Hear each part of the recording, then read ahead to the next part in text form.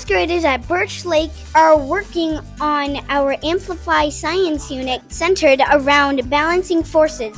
We are seeing how many different forces we can use to create a chain reaction. The lesson teaches us how one force from an object can put other objects in motion. Go Bears!